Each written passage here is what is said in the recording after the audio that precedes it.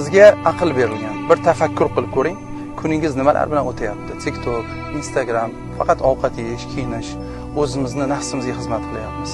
Lekin qalbchi. Xitoydan kelgan bir sayyoh yurtimiz haqida men ularning taassurotlarini so'radim. Qanday, yoqdimi yurtimiz? Desam, bir juda chiroyli gapni aytdilar. Bu aslida chetdan qaraganda bizga aytilgan haqiqat azizlar.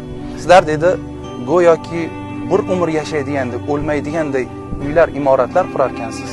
Go'yoki ertaga o'lib qoladigandek ovqat yerkansiz. Mana shu azizlar bizga aytilgan chin haqiqat.